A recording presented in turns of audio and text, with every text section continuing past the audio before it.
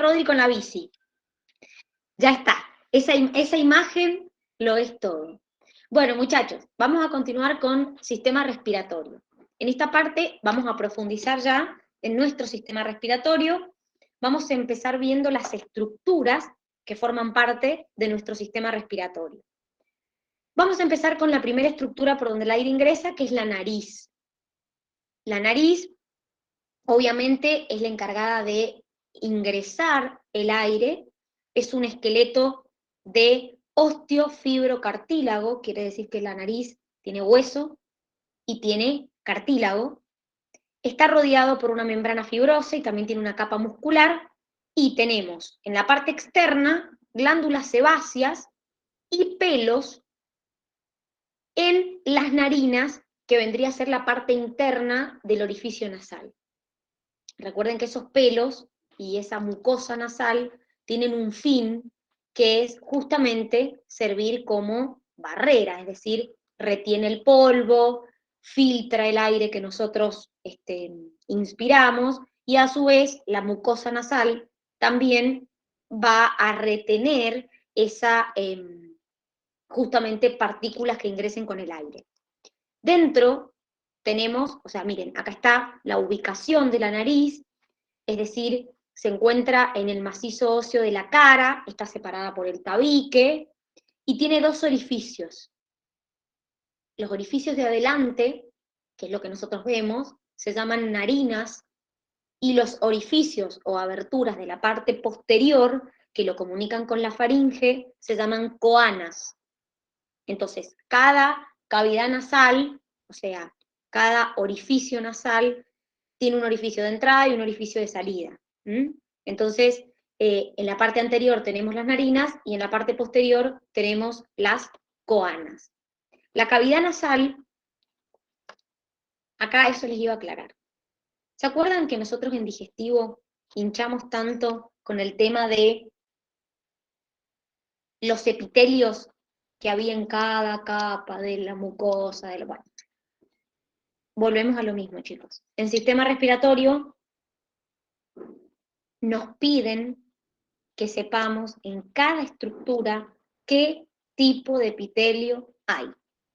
O sea que en todas las estructuras que vamos a ver, van a ver que lo primero que les ponemos es qué tipo de epitelio lo forma. No porque nosotros tengamos ganas de hincharle, porque la facultad lo pide.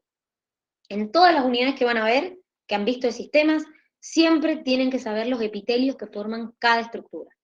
Encima son distintos, ni siquiera es que es el mismo tipo de epitelio. Entonces, por ejemplo, en la mucosa de la cavidad nasal tengo epitelio cilíndrico, pseudo estratificado, ciliado, o sea que contiene cilios. Acuérdense que esos cilios, como dijimos recién, van a atrapar el polvo, van a atrapar las impurezas, también tiene pelos, además de los cilios, y tiene las células que producen el moco, que son las células caliciformes. Acuérdense que estas células también estaban en el sistema digestivo, y que el moco hacía como de lubricante cuando el bolo alimenticio iba pasando. Bueno, en la nariz también producimos moco, ese moco capta las partículas extrañas, humedece el aire. Obviamente también contiene receptores sensoriales, es decir, receptores olfatorios, eso ya lo vieron, no nos vamos a volver a profundizar en lo mismo. Entonces también interviene en el proceso del olfato, y al estar vascularizada, es decir, que la cavidad nasal tiene muchos vasos sanguíneos, eso nos permite que se encuentre muy irrigado. Entonces, al encontrarse muy irrigado, esto le permite calentar, aumentar la temperatura del aire que ingresa, porque justamente es una zona que está muy vascularizada. Por eso también cuando nos sangra la nariz nos sale mucha sangre, porque tenemos muchos vasos sanguíneos en la zona, entonces por eso también sale tanta sangre. Entonces, cavidad nasal, como dijimos, va a encargarse de humedecer el aire, retener partículas, aumentar su temperatura, nada más que eso. Es decir, es simplemente una estructura de conducción. Pasamos a la faringe. La faringe se encuentra detrás de la cavidad nasal, ya la vimos en digestivo, acuérdense que nosotros detrás de la cavidad nasal está la faringe, pero también está detrás de la cavidad bucal. Miren, acá tenemos la nariz, acá tenemos la boca, y detrás de ambas encuentro a la faringe, por eso es una estructura que comparte el sistema respiratorio con el sistema digestivo, ¿sí? Entonces, la faringe acá también es una estructura de conducción, igual que lo era en el sistema digestivo. Tiene 3 regiones la faringe: nasofaringe, bucofaringe y laringofaringe. Miren, nasofaringe, esto se puede llamar bucofaringe o orofaringe, y laringofaringe, que es la parte de más abajo. Entonces, la nasofaringe está comunicada con la nariz, y la bucofaringe es la que se comunica con la boca en el sistema digestivo. Pero es todo parte de la misma faringe. Entonces, esta faringe se sitúa por detrás de la cavidad nasal, de la cavidad bucal y de la laringe, y por delante de las vértebras cervicales. Entonces se va a comunicar con el esófago y se va a comunicar con la laringe, con las dos cosas. De hecho acá vemos la comunicación con el esófago y con la laringe. ¿Sí? Entonces, por eso es una estructura que se comparte con el sistema digestivo y con el sistema respiratorio. ¿Sí? Básicamente, es un sitio donde también se alojan las amígdalas. Acuérdense que las amígdalas, ¿qué eran? ¿Qué tejido eran las amígdalas? ¿Qué tejido eran? Si participan en la respuesta inmune, tejido linfoide. Es decir, nuestras amígdalas pertenecían a los órganos linfoides. Eran esos cúmulos de tejido linfoide que básicamente sirve como barrera para los patógenos que ingresan por la vía oral o por la vía respiratoria. Entonces las amígdalas, que de hecho estuvimos hablando en clase de si tenías amígdalas, si no tenías amígdalas, a quién se las sacaban, a quién no. Entonces, las amígdalas se encuentran también ubicadas, alojadas en la faringe, y también, si bien no tiene las cuerdas vocales, porque las cuerdas vocales están en la laringe, que es la estructura de más abajo, es una cámara de resonancia de la voz. Entonces, por eso, por ahí cuando nosotros tenemos la faringe inflamada o la laringe inflamada, estamos difónicos o afónicos, porque justamente, si bien no es el lugar donde están las cuerdas vocales, participa en la resonancia de esa voz, es como una caja de resonancia. Entonces, otra vez lo mismo, faringe tiene un armazón fibroso y muscular y una mucosa que tiene, miren, otro tipo de epitelio totalmente distinto. Escamoso, estratificado, no queratinizado. Nada que ver con el que habíamos visto en la nariz. Otro epitelio totalmente distinto. ¿Alguien se acuerda por casualidad este epitelio queratinizado, dónde lo teníamos? En la piel. Muy bien, exactamente, muy bien. Este mismo epitelio queratinizado, o sea, con queratina, lo teníamos en la epidermis. En este caso es sin queratina. Entonces acá tenemos las 3 estructuras. Nasofaringe, que es con la que me voy a comunicar con el sistema respiratorio; bucofaringe o orofaringe, que es el que se va a comunicar con la boca; y la parte más inferior, la laringofaringe o orofaringe, perdón, o hipofaringe, que va a comunicarse, por un lado, en la parte posterior con el esófago, y en la parte anterior con acá está mal, dice se comunica anteriormente con la faringe, no, se comunica anteriormente con la laringe. Miren, esta faringe que ustedes tienen acá se comunica por detrás y por delante con la parte respiratoria, por detrás con la parte digestiva. Entonces esto es esófago y esto es laringe, ¿sí? Y esto es lo que vendría a ser la faringe. La laringe, otra estructura de conducción. Seguimos dentro de las estructuras que van a conducir el aire. La laringe es un conducto que mide aproximadamente 4,5 centímetros, o sea, piensen que es muy cortita, y se conecta por arriba con la faringe y por abajo con la tráquea.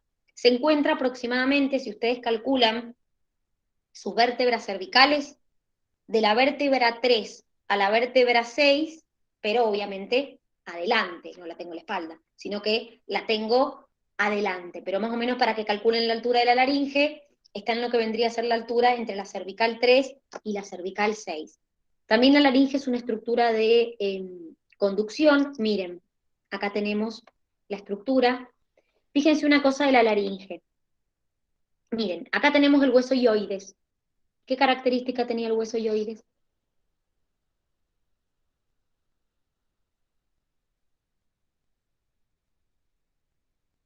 ¿Qué característica tenía este hueso? ¿Lo vieron en osteo?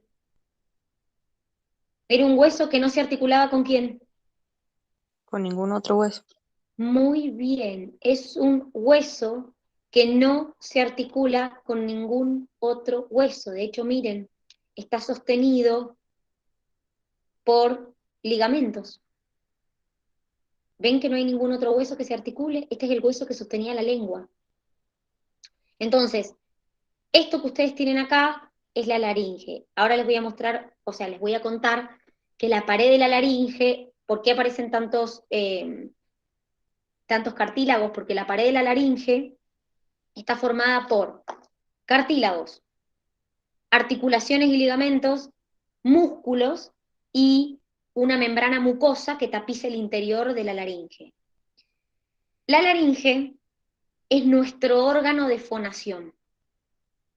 ¿Qué quiere decir? Es donde están puntualmente las cuerdas vocales, que es lo que nos permite hablar, ¿sí? Entonces, miren, como les dije, está formada por 9 cartílagos. El cartílago tiroideo, cricoide, epiglotis, 2 cartílagos que se llaman aritenoides, cuneiformes y corniculados. Miren, acá les están mostrando los cartílagos. Cricoide, miren, el cartílago, tiroides, acá tenemos el ligamento cricoide, acá tenemos el ligamento tiroideo, fíjense que yo les dije, está formada por cartílagos, ligamentos, músculos, ¿sí?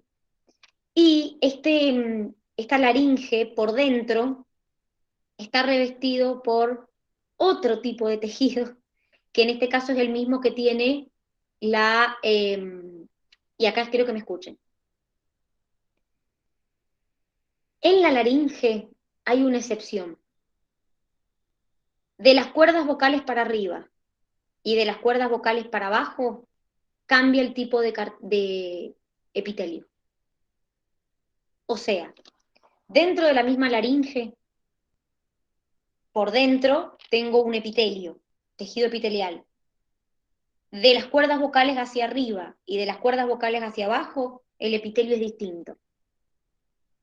De las cuerdas vocales hacia arriba, tengo el mismo epitelio que tenía en la estructura anterior. Epitelio escamoso, estratificado, no queratinizado. Miren, ¿ven? De las cuerdas vocales hacia arriba, en la laringe, encuentro este tipo de epitelio. De las cuerdas vocales hacia abajo, tengo cilíndrico, ciliado, pseudo estratificado. ¿A dónde vimos este epitelio?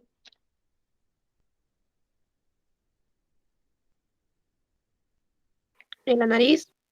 Muy bien. O sea que en ese caso, la parte inferior de la laringe contiene este tipo de epitelio. Miren, como les dije, la laringe contiene las cuerdas vocales o pliegues que son músculos, cuando nosotros decimos la cuerda vocal, las cuerdas vocales. Bueno, las cuerdas vocales en realidad son pliegues que están formados por músculos y ligamentos. Músculos en posición longitudinal y ligamentos en posición transversal. Miren, acá tengo músculo vocal, ligamento vocal. Miren, acá está el cartílago cricoide, que les menciono acá. Fíjense que acá tengo lo que se llaman las cuerdas vocales falsas y acá tengo lo que se llaman las cuerdas vocales verdaderas. Esto es nuestro verdadero órgano de fonación, ¿sí? Las cuerdas vocales dejan un espacio para el paso del aire, ¿m? Que se llama hendidura glótica. Entonces, cuando se cierran, puede impedir la deglución, y cuando falla el cierre, tenemos hiatus. Miren, esto que tengo acá se cierra y se abre. Entonces las cuerdas vocales es como que hacen esto, se juntan y se separan, ¿sí? Entonces, cuando ese cierre no es correcto, se dice que tenemos hiatus.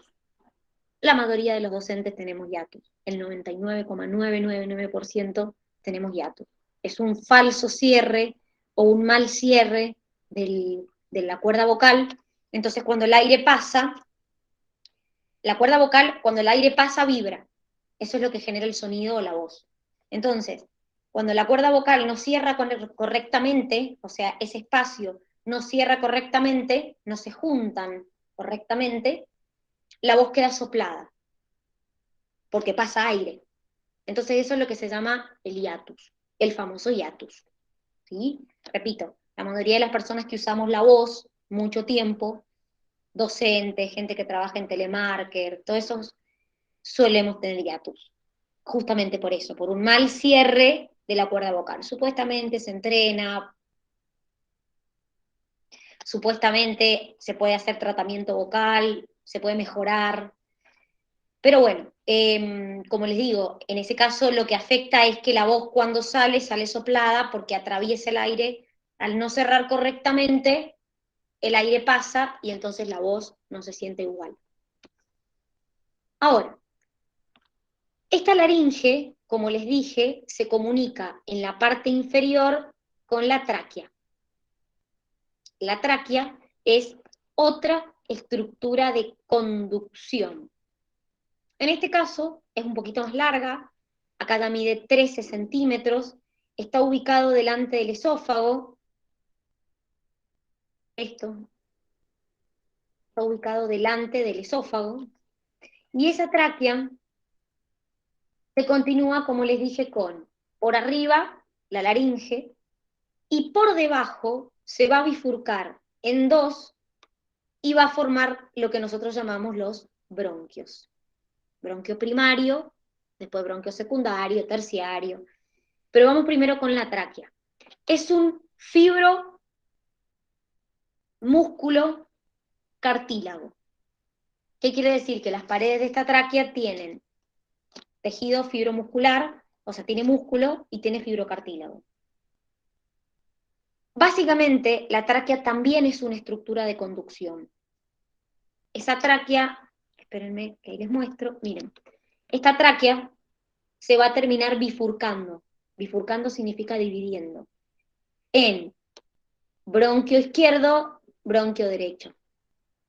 ¿Sí? Estos se llaman bronquios primarios. Entonces, esto es la tráquea, miren, ahí está la laringe, entonces la laringe se comunica con mi tráquea y la tráquea se bifurca en dos bronquios. Si ustedes miran la tráquea, se ven anillos. No sé si los ven a estos anillos. Esos se llaman anillos traqueales. Esos anillos traqueales que forman la pared de la tráquea están formadas por cartílago hialino. ¿Se acuerdan cuando vimos los tipos de cartílago? Bueno, aproximadamente tiene de 15 a 20 cartílagos hialinos, pero lo que me interesa que entiendan es lo siguiente. Los cartílagos no son redondos. Uno se imagina, la tráquea es un tubo, entonces el cartílago es redondo así. No.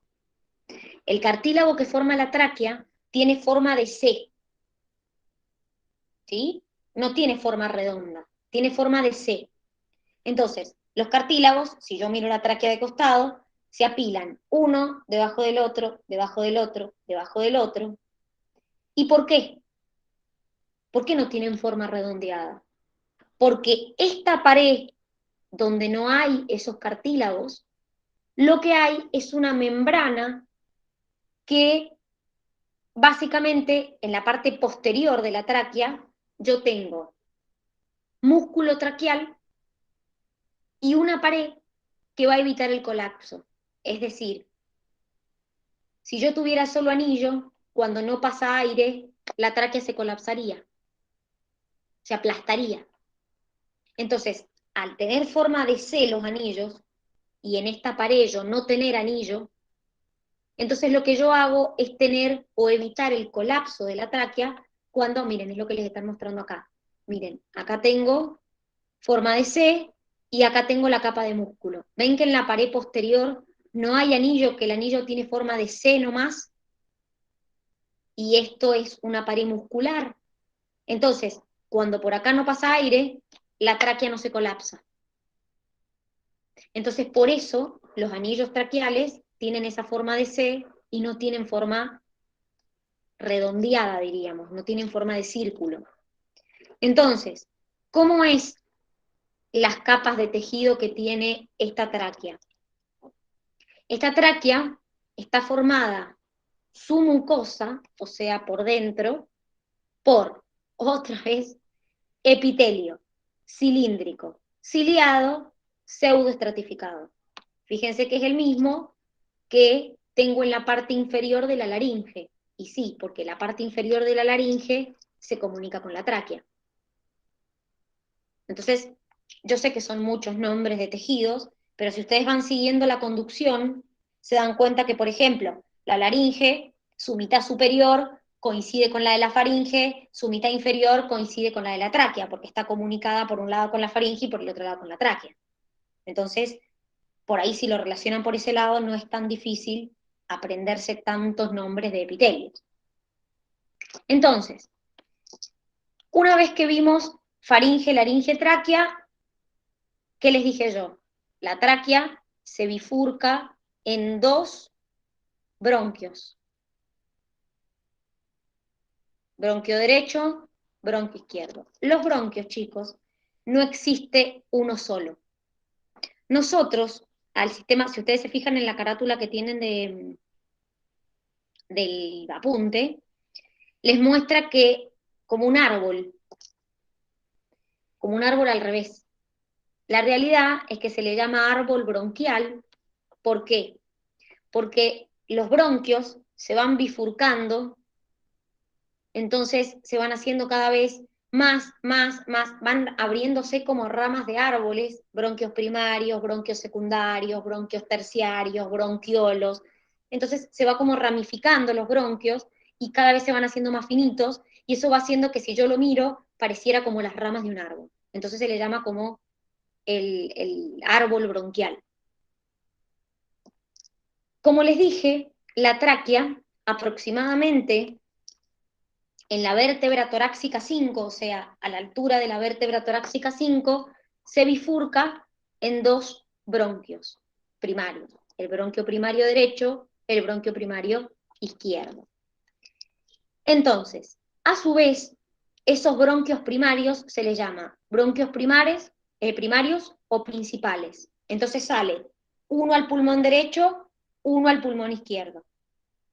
Esos bronquios primarios se vuelven a ramificar en bronquios secundarios o lobulares. Y ahí pasa lo siguiente. Para eso les tengo que explicar algo. Los pulmones tienen lóbulos como partes. El pulmón izquierdo es más chico, entonces tiene solo un lóbulo superior y un lóbulo inferior, y el pulmón derecho, que es más grande, tiene tres lóbulos, superior, medio e inferior. Entonces, los bronquios secundarios o lobulares van cada uno a un lóbulo. Entonces, en el pulmón izquierdo voy a tener solo 2 lóbulos, entonces voy a tener solo 2 bronquios secundarios, y en el pulmón derecho voy a tener 3, porque hay 3 lóbulos en el pulmón. Pero los bronquios secundarios se vuelven a ramificar más y forman los terciarios o segmentarios, que hay 10 en el pulmón derecho y 8 en el pulmón izquierdo. Y los bronquios terciarios se hacen aún más finitos y me forman los bronquiolos. O sea que, si ustedes se fijan, miren, si ustedes se fijan, esperen, ya les digo lo que quiero que vean. En la página número 16 del cuadernillo tienen una imagen que les muestra cómo se van bifurcando. Igual acá, miren, acá también podemos ver cómo primero se ramifica en derecho e izquierdo, este se vuelve a ramificar otra vez, de nuevo. Entonces, cada vez se va haciendo como un árbol, como las ramas de un árbol, y se van formando los bronquios secundarios, los terciarios y los bronquiolos. El bronquiolo es más finito que el bronquio. Ahora, ¿cómo es la estructura de un bronquio? Primero, el bronquio, dependiendo del tipo de bronquio, es la pared, cómo está conformada. No es lo mismo en todos los bronquios.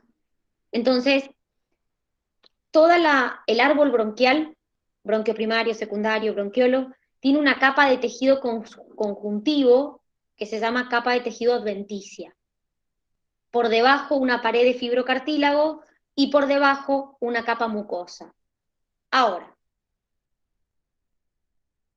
la capa del medio, que es el cartílago, varía dependiendo del tipo de bronquio que yo considere. Entonces, repito, la pared de los bronquios tienen adventicia, que es una capa de tejido conjuntivo, debajo fibrocartílago, debajo una capa mucosa. Esa capa del medio cambia dependiendo del bronquio que yo considere, que es un poco lo que les dice ahí en esta diapositiva.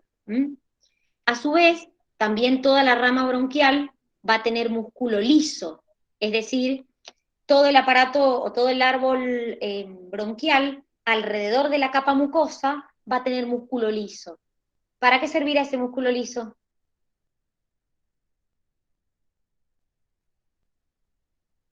En la pared del bronquio. ¿Para qué tendré músculo ahí? ¿Para qué me servirá? Para hacer el intercambio gaseoso. A ver, piensen, el músculo hace esto. Entonces, ¿qué va a hacer la pared del bronquio cuando el músculo haga eso?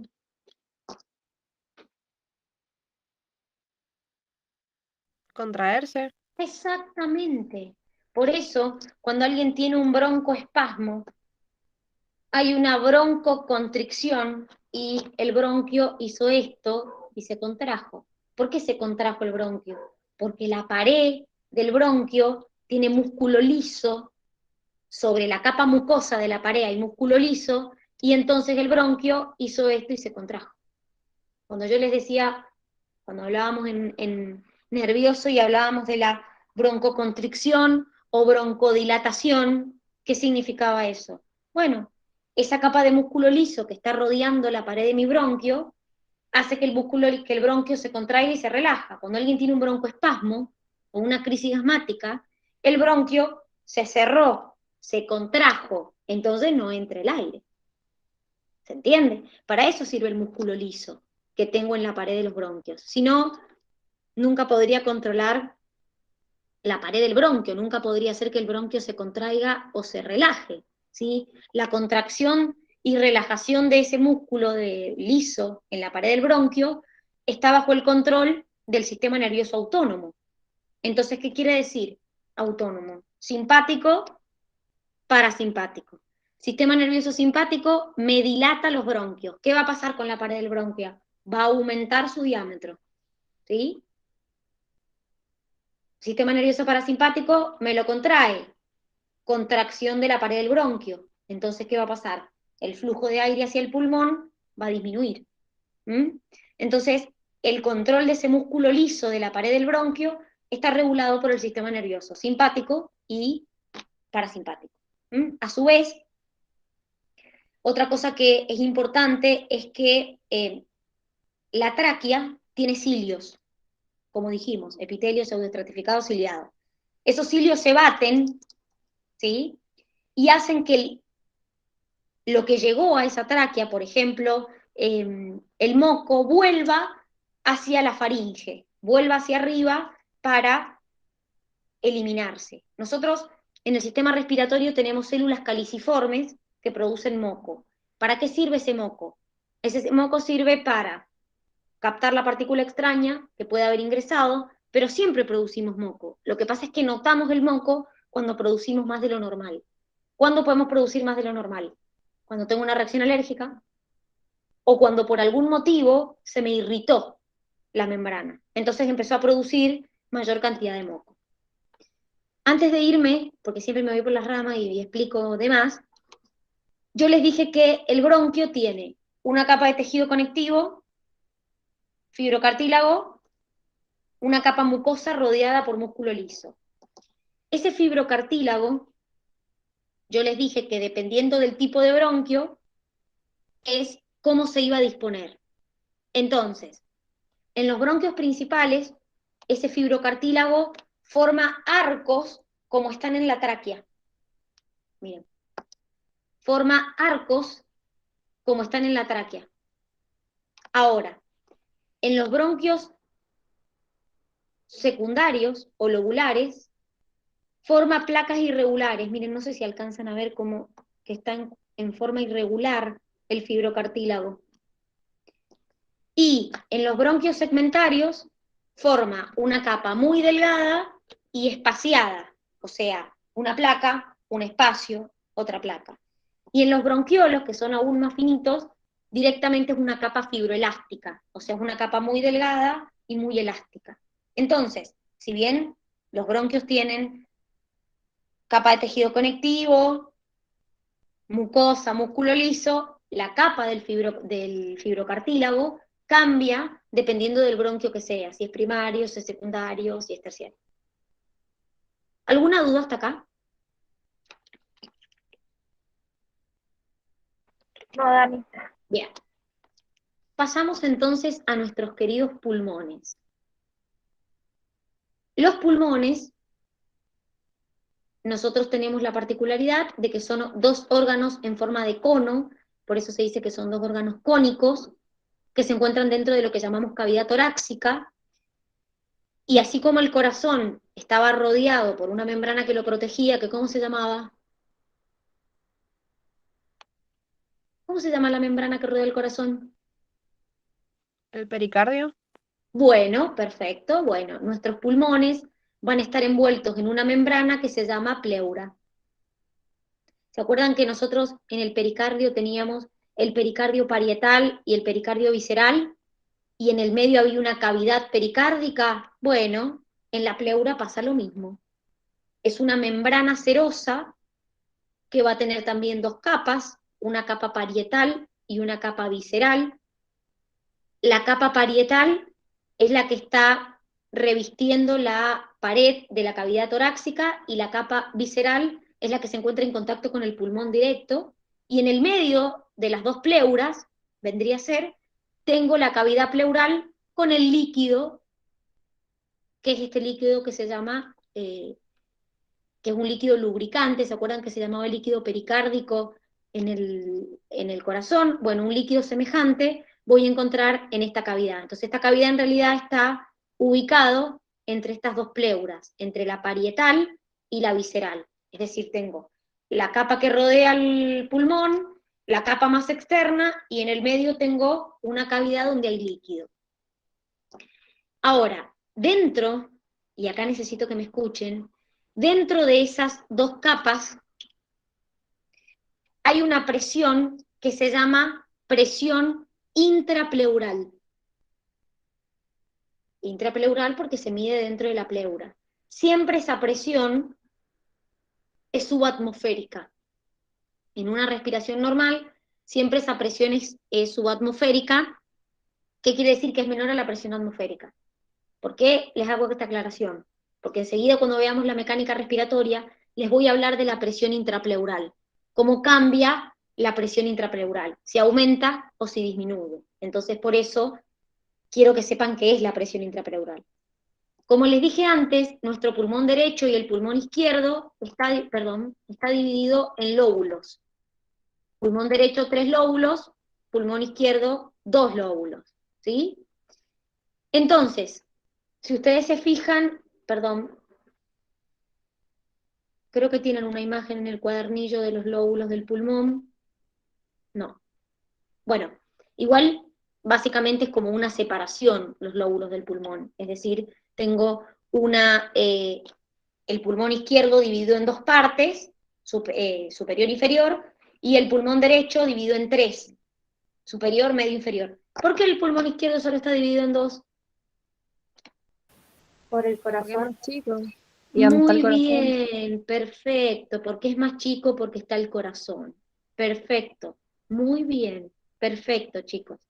Entonces, dentro de los pulmones, que ya dijimos que están rodeados por una membrana, nosotros vamos a encontrar lo que se llama el segmento broncopulmonar. Ese segmento broncopulmonar, que es esto que ustedes tienen acá, es la porción del pulmón, la parte, la zona del pulmón en donde se encuentran los bronquios terciarios. Acuérdense que esos bronquios terciarios tiene como muchos compartimentos que se llaman lobulillos, que tienen vasos sanguíneos, que tienen vasos linfáticos, y a su vez esos compartimentos se ramifican, están comunicados con los bronquiolos respiratorios por medio de conductos alveolares que se separan o que se expanden en sacos alveolares. Miren, a ver si tengo la imagen acá. Ay, no. Bueno, no importa. Vamos a ir a verla entonces al cuadernillo. Vayan al cuadernillo a la página número 17, por favor. En la página número 17 les muestran un poquito cómo es un lobulillo pulmonar. Miren la imagen, ahí la tienen. Fíjense, como les dije, el bronquio terminal, el bronquio terciario, tiene numerosos compartimentos que se llaman lobulillos pulmonares. Esos lobulillos pulmonares tienen vasos sanguíneos, tienen bronquiolo terminal. Fíjense que en la imagen, que está en la página 17, les marcan el bronquiolo terminal. Ese bronquiolo terminal se divide en bronquiolos respiratorios, que son aún más finitos, que también se los marca la imagen, y a su vez se subdividen en conductos alveolares que terminan en los alveolos. El alveolo, chicos, es como una bolsita que contiene aire. ¿Los ven a los alveolos? Tienen uno como cortado a la mitad. Los alveolos forman lo que se llaman sacos alveolares. El conjunto de varios alveolos forman lo que se llaman sacos alveolares. Entonces, en esos alveolos es donde yo de verdad voy a producir el intercambio gaseoso. Espérenme un minuto, que les quiero mostrar una cosa. Ahora vuelvo al Power a compartirles algo. Esperen. Voy a dejar de presentar un minuto, que les quiero mostrar algo. A ver. Acá. Así lo entienden bien. Espérenme un minuto.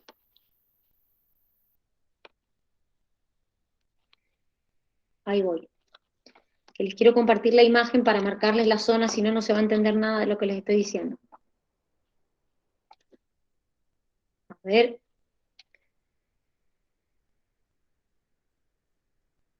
Ahí está. Miren, esta es la imagen que les estaba diciendo yo que quería que vieran. Miren, este es el bronquiolo terminal. El bronquiolo terminal se ramifica en bronquiolos más chiquititos que son los bronquiolos respiratorios. Esos bronquiolos terminan en conductos alveolares, que son esos conductitos que ustedes están viendo acá, esos conductitos chiquititos. Y esos conductos alveolares se dilatan y forman esto que tienen acá, estas bolitas, bolsitas, que son los alveolos. El conjunto de los alveolos se llama saco alveolar, es decir, eso es un alveolo, eso es otro alveolo, eso es otro alveolo, otro, otro. Cuando los alveolos se juntan entre sí, forman lo que se llama el saco alveolar. Entonces, esa es la estructura donde verdaderamente se va a producir el intercambio gaseoso, ¿sí? Entonces, ahora vamos a ver en profundidad el alveolo, cómo está formado, pero quería que vieran esta imagen, porque les marca bien el bronquiolo terminal, el bronquiolo respiratorio, los conductos alveolares y los alveolos, que son cada uno de estos. Fíjense que los alveolos y los bronquiolos respiratorios y los conductos alveolares están todos rodeados de capilares sanguíneos. No sé si los alcanzan a ver en la imagen, que están rodeados. Es más, hay una imagen, perdón, hay una imagen en la página número 18, en la que continúa, que es una imagen que les muestra la circulación intrapulmonar. No sé si alguno la tiene acerca, para que vean cómo es la imagen. Fíjense que en esa imagen, en la página 18 del cuadernillo, en la página 18 nos muestran cómo es el ingreso de sangre a los alveolos y la salida del alveolo.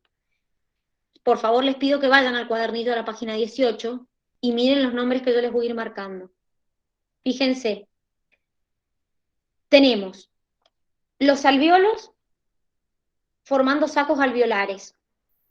Y fíjense que rodeando cada uno de los alveolos y los conductos alveolares, tengo venas y capilares, algunos rojos y otros azules. ¿Lo ven en la imagen? Sí, Dani. Bien, entonces, vayan siguiendo el recorrido que yo les digo. Llega la arteria pulmonar con sangre carboxigenada. Viene del ventrículo derecho del corazón.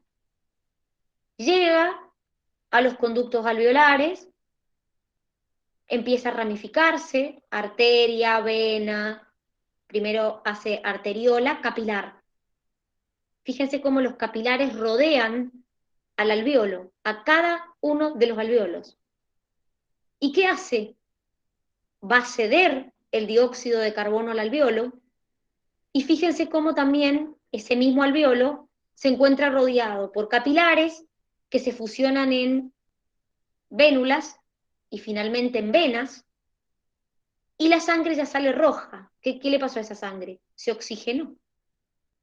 Entonces la sangre vuelve al corazón, es más, fíjense que les muestra las flechitas, por la vena pulmonar ya oxigenada.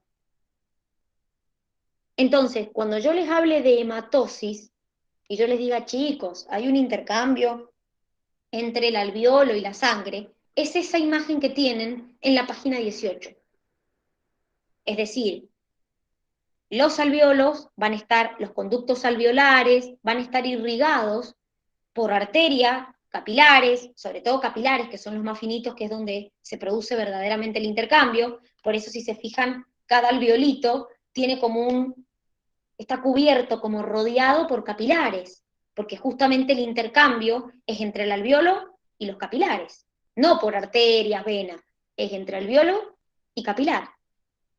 ¿Se entiende la imagen que tienen en la página 18 o alguien no lo ha entendido? Lu, ahora te contesto lo del asma porque viene después, que me preguntaste lo del asma. No lo entendí. Juli, espérame un minuto entonces. Me aguantan 2 minutos que voy a pegar la imagen también acá para que la pueda compartir y se las pueda marcar. Porque no está en el Power la imagen, entonces así la pego acá y les muestro bien cómo es la imagen. Espérenme un minuto, que ahí te lo explico, Juli. Lu, vos que me preguntaste del asma, ahora te lo explico, es la diapo que sigue. Ahora te lo explico. Juli, ahí te explico lo que vos me pediste. Espérenme que copie la imagen y la pegue en el Power. Bien. Ahora en el Power se los comparto para ir marcándoles lo que les voy diciendo, porque por ahí si no, no puedo marcárselos. A ver. Ahí está. Ahora la comparto. Listo. Les voy a dejar un minuto de compartir esto.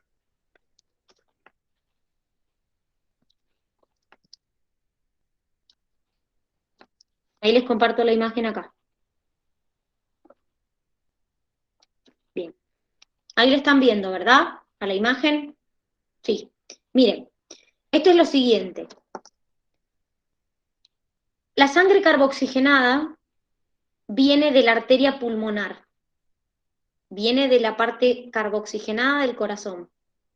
Nosotros dijimos que del ventrículo derecho salía sangre carboxigenada por la arteria pulmonar.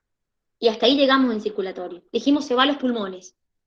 Claro, sí, obvio. Puntualmente se va a los pulmones, pero en realidad no es en el pulmón, es dentro de él, puntualmente en los alveolos. Cada una de estas bolsitas, son alveolos. Estos que tienen acá son conductos alveolares. El conjunto de los alveolos se llama saco alveolar.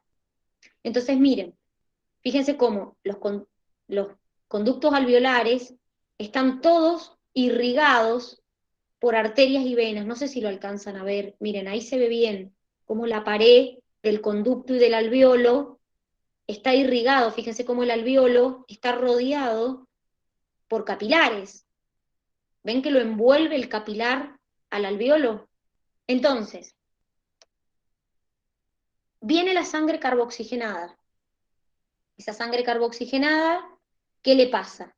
Bueno, esa sangre carboxigenada viene por una arteria pulmonar, se ramifica en arteriolas capilares.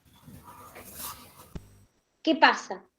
Llega al alveolo, le cede dióxido de carbono al alveolo y toma del alveolo oxígeno.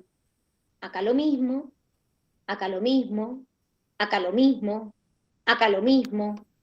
Es decir, cuando toma oxígeno, la sangre sale por capilares y se van uniendo en la vena pulmonar. Fíjense que acá tengo los bronquiolos respiratorios y acá tengo los conductitos alveolares que se ven más chiquitos. Entonces, la sangre oxigenada se une en vena y por la vena pulmonar vuelve al corazón, puntualmente a la aurícula izquierda.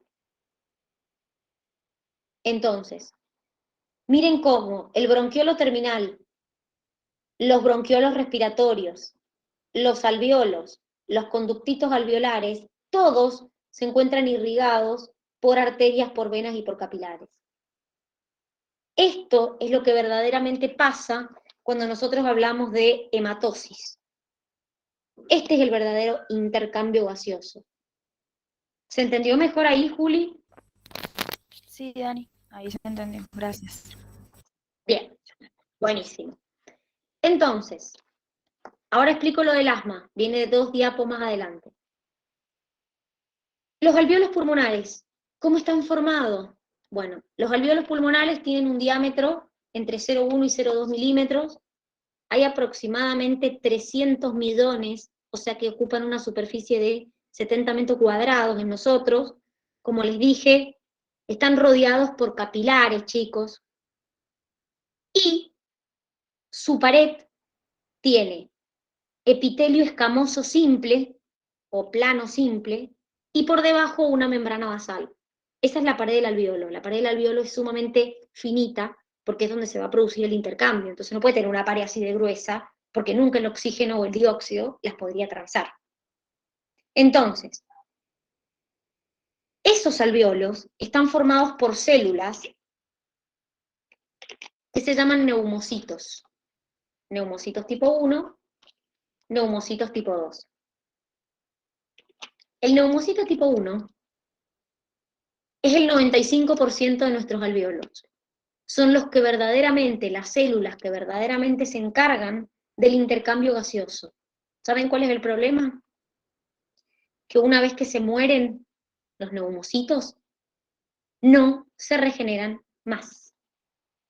O sea que si yo fumo y voy matando mis neumocitos, los voy necrosando a los neumocitos tipo 1, chau neumocitos tipo 1.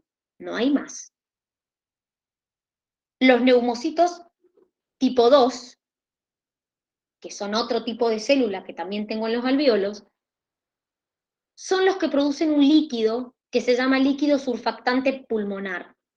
Ese líquido lo que hace es disminuir la tensión superficial, entonces impide que cuando no hay aire, el alvéolo colapse, se aplaste. Estos sí se pueden regenerar, pero es el 5% del alvéolo, chicos.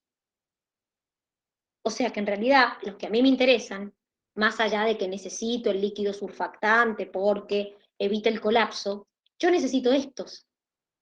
Y estos, una vez que los maté, chau neumocitos tipo 1. No hay más. No se regeneran. Entonces, obviamente, si los voy matando, voy perdiendo la capacidad también de poder regenerar, porque no se pueden regenerar, entonces voy dificultando el intercambio gaseoso, porque cada vez tengo menos neumocitos tipo 1. Entonces, como les dije, este surfactante es una mezcla de fosfolípidos, lipoproteínas, y lo que hacen es evitar el colapso del alvéolo.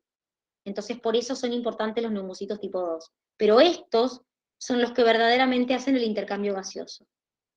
En el alvéolo se va a producir el verdadero intercambio de gas. Obviamente, como les dije antes, la membrana tiene que ser hiper, duper finita, porque si no el oxígeno y el dióxido no lo van a poder atravesar. Esa membrana es una membrana que se llama membrana respiratoria, que mide 0,5 micrómetros de diámetro y tiene 4 capas. 2 de la pared del alvéolo y 2 de la pared del capilar que rodea el alvéolo. Entonces, tengo una capa de células de la pared del alvéolo y debajo la membrana basal del alvéolo. La membrana basal de la pared del capilar y la capa de células endoteliales del capilar. O sea que la membrana donde se produce el intercambio gaseoso tiene 4 capas, 2 de la pared del alvéolo, 2 de la pared del capilar. Así todo, solo mide 0,5 micrómetros de diámetro, de espesor. Tiene que ser así, chicos, porque si no el oxígeno y el dióxido no podrían atravesarla. Entonces tiene que ser finita. ¿Qué es lo que ocurre? Y esto es como si le hiciéramos un zoom a lo que está pasando en uno de estos alvéolos. Miren, escuchen bien estos valores, porque estos valores los tienen que saber de memoria. Llega la sangre desde el corazón carboxigenada.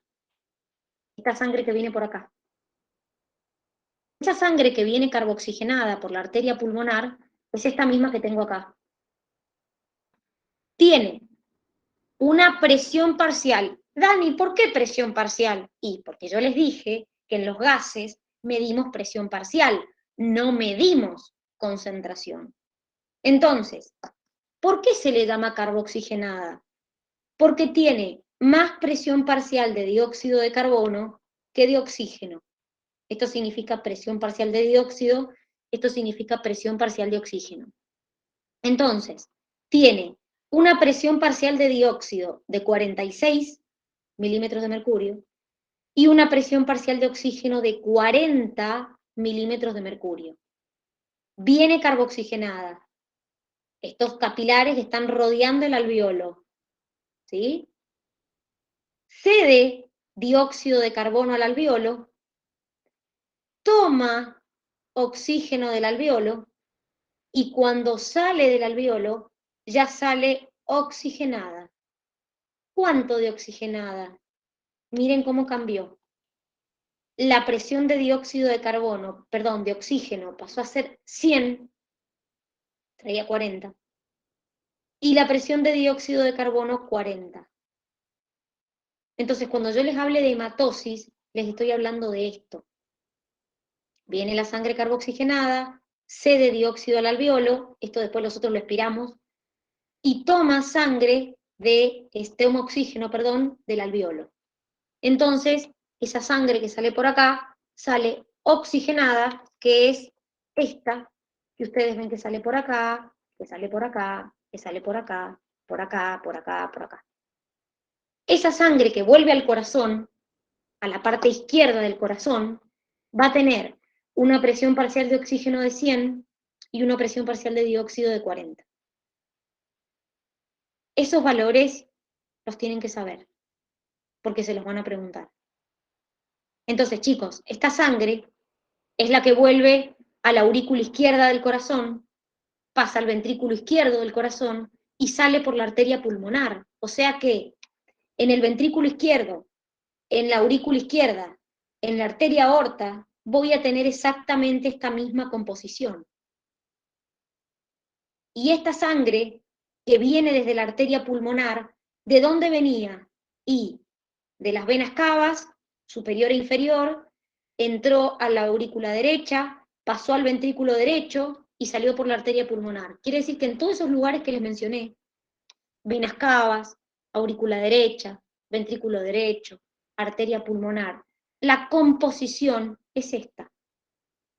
Entonces, ojo, porque les pueden preguntar qué concentración de oxígeno tengo en la vena cava y qué concentración de dióxido tengo en la arteria pulmonar o en la arteria aorta. Entonces lo tienen que saber.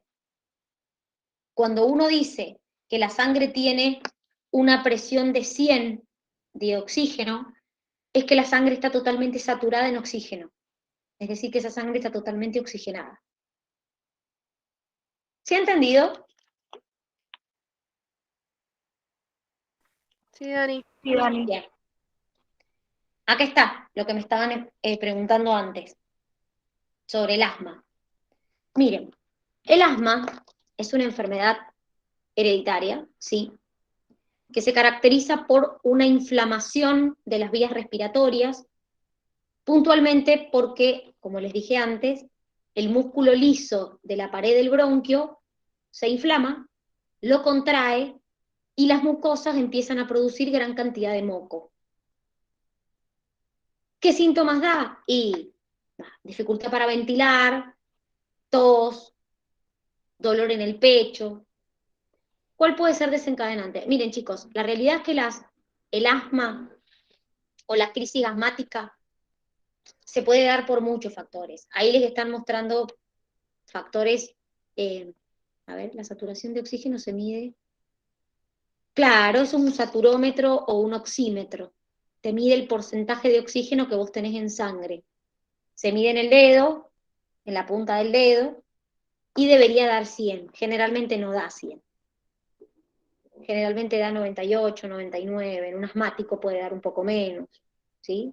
Sí, o el oxímetro, ahora es de moda porque después del COVID es como que todo el mundo tiene oxímetro en su casa. Antes nadie ni sabían lo que eran los oxímetros, salvo los que somos asmáticos, que cada vez que vamos al control te miden el oxímetro en el dedo, ¿sí? Entonces, ¿cuál puede ser el desencadenante del asma? A ver, ahí nos habla de las alergias. La realidad, chicos, que el asma está muy relacionado con la alergia, sí, es verdad. También durante el ejercicio físico hay gente que manifiesta crisis asmáticas, también hay gente que por estrés, en una situación de estrés, manifiesta crisis asmáticas. La realidad es que las crisis asmáticas se pueden desarrollar por muchas cosas. Si en la crisis asmática lo que va a pasar es que el bronquio va a colapsar, es decir, se va a estrangular o se va a inflamar. Esa es la famosa, cuando alguien dice que tiene una crisis asmática, es que el bronquio se ha estrangulado porque el músculo liso de la pared se ha contraído. Entonces, ¿cómo se diagnostica? Se diagnostica por espirometría, se diagnostica por un estudio que se llama estudio de flujo máximo, no sé si alguno se ha hecho una espirometría, ya te contesto, Lu. La espirometría te tapa la nariz y te hacen soplar por una pipeta, como cuando te miden el alcohol en sangre, lo mismo, y lo que va mostrando es el flujo de aire, ¿sí? Ya lo vamos a ver más adelante cómo es la imagen del volumen que te va marcando. Entonces te dicen sople, sople, sople, y te tapan la nariz con un broche, entonces de esa manera vos medís cómo es el flujo de aire de esa persona. El tratamiento, bueno, sí, hay broncodilatadores en el ataque, hay algunos corticoides de uso externo, hay corticoides de uso inhalatorio, porque es hereditario. La realidad es que se cree que el asma, si bien no todo el mundo lo tiene, es una enfermedad que afecta a los pulmones, es más común en niños, puede que de adulto eso se padezca o no, y se cree que tiene una base genética. Es decir, que si algún familiar tuyo tiene y si puede que tengas más chance de tenerlo. La realidad es que hay muchas. Se dice que el asma es producto de la herencia poligénica, es decir, en realidad no depende de un solo gen, sino depende de varios, y es como una gran, no es un solo gen el que lo causa, ¿sí? Sino que son varios los que causan el asma. Entonces, como hay una base genética, si algún familiar tuyo lo tiene, tenés más chances de tenerlo. Lo que te habla es del desencadenante de la crisis asmática, Lu. Es decir, yo soy asmática y no tengo crisis asmáticas permanentemente. Está bien, estoy tratada, obviamente, pero te habla de qué te desencadena la contracción del bronquio. El asmático no vive con el bronquio contraído. Le dan crisis. Entonces, si bien su bronquio está inflamado, tiene crisis asmática. Entonces, cuando ahí te habla del desencadenante, te habla de qué te puede desencadenar una crisis. Ir a hacer ejercicio, para algunos la parte alérgica, pero el asma o lo tenés o no lo tenés. ¿Se entiende? Que lo tengas no quiere decir que vivas con una crisis asmática. Hay factores que pueden hacer que a vos se te desarrolle una crisis asmática. Y otro de los que tienen acá es el cigarrillo, que he visto a varios ahí. ¿Qué pasa con el cigarrillo? El cigarrillo, chicos, más allá de que uno siempre jode con, ay, te matan los pulmones. La realidad es que te matan los pulmones. Es decir, el cigarrillo tiene un problema, que es el siguiente. El cigarrillo tiene muchísimas sustancias tóxicas, ¿sí? El humo del cigarrillo lo que hace es paralizar los cilios respiratorios, estos cilios que hemos estado hablando. Entonces, como se paraliza los cilios respiratorios, la primera línea de defensa que nosotros tenemos, que es los cilios, no están más. Entonces somos más susceptibles, las personas que fuman, son más susceptibles de tener contacto con patógenos, de tener contacto con sustancias que son cancerígenas, porque yo no tengo estos cilios que me baten y me tratan de eliminar la partícula extraña. En el tabaco se conocen aproximadamente 43 sustancias cancerígenas. Como les dije, estas sustancias cancerígenas no solamente te desencadenan cáncer, sino bronquitis crónica. ¿Qué quiere decir esto? Todo el árbol respiratorio en general achica su diámetro y empieza a producir mucha mucosidad. ¿Vieron que las personas que fuman tienen tos con moco? Bueno, eso es porque tienen una bronquitis crónica. Todo su árbol respiratorio está inflamado, entonces el bronquio trata de producir moco porque siente que hay algo extraño, y genera tos porque trata de sacar eso algo extraño que en realidad es sustancia tóxica de cigarrillo. Entonces, eso puede terminar en un enfisema pulmonar es cuando las membranas de los alvéolos se destruyen y se sustituyen por un tejido duro, un tejido cicatrizal. Entonces, la pared del alvéolo es como que se endurece y al endurecerse, claramente, sí, obvio que afecta. Ahí lo voy contestando, voy leyendo y voy contestando. Entonces la pared del alvéolo se endurece y al endurecerse hace que el intercambio gaseoso no se haga efectivo, no se haga eficientemente. Entonces, el principal problema del cigarrillo es la cantidad de sustancias cancerígenas que tiene, básicamente.